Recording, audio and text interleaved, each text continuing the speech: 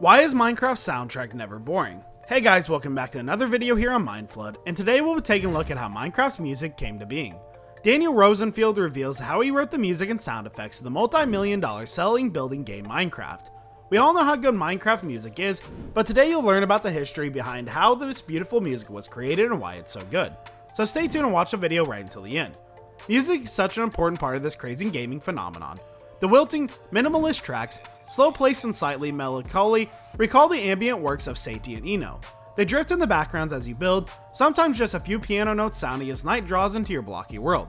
The sound effects are weirdly evocative too, the staccato farm animal noises and growls of enemy mobs all contributing to the game's unique atmosphere. Where did this perfect accompaniment come from? It turns out minimalism was kind of unavoidable. Minecraft has a terrible sound engine, exclaims Rosenfield, who grew up learning audio composition on cheap computer packages like Skim Tracker and Ableton Live.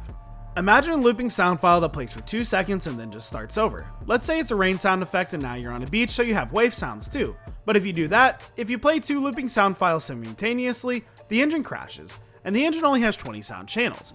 So if you make a cow farm or a sheep farm, you can't have all the animals making noises at the same time. Terrible. There were other restrictions too.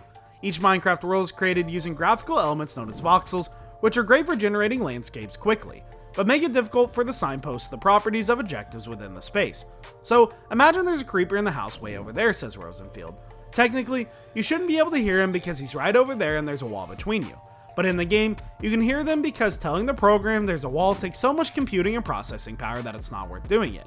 For similar reasons, Rosenfield was unable to design echo effects for footsteps and music underground. The game doesn't know when you're in a cave. We also wanted to create different ambient music known for the game's various biomes, like tundra, savanna, woodland, that made up the generated landscapes. However, players tend to move so erratically between them, that sounds so horrible. There were also plans for fighting music, but we couldn't do that because fights usually only last 5 seconds, and no one lasts to listen to epic fighting music for just 5 seconds. That result is an eerily silent soundscape, interrupted only by stark discrete noises. Far from hydrants, however, Rosenfield and the game's creator Marcus Persson found that players appreciated the aural idiosyncrasies the rudimentary sound seemed to reflect and enhance the peculiar look of the world, with its endless blocks and pixelated flora. As for the music, Rosenfield started on it early in the game's development, when there were only a couple of different block types. It reminded him of the cult PC title Dwarf Fortress, a ridiculously complex role-playing adventure that uses basic ASCII art for imagery, so he decided to take inspiration from that. The thing about it is, you play in the terrible DOS window, but you get this lovely guitar music playing it and makes the player think, maybe I should keep playing, maybe there's more to this game. I wanted to create the same feeling in Minecraft. Also, the world looks sort of 8-bit, so people probably expected chiptune music, like Game Boy music, but I was like, no, I want to do something unexpected. So I decided to work with simple acoustic music that doesn't actually let you tell anything about the game. It works because the slower tracks give players permission to take their time. Minecraft is a game about making stuff, and Rosenfield's gentle minor key songs provide a peaceful sonic play space, a soundtrack for every player moment. He also wanted the music to be unobtrusive enough to be easily phased out in the player's mind. I almost hoped that they'd only notice it when something interesting happens in the game, he explains. The way the player automatically identifies the music specifically with events that they themselves created.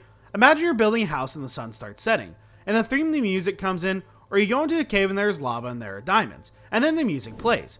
People still come up to me and tell them their story of how they did this or that. When the music came in, it was like magic to them, even though it's completely random.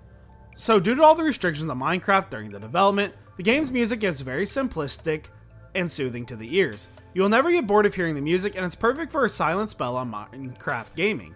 With that, we wrap up today's video. Hope you enjoyed the video. Thanks for watching, we'll see you in the next one.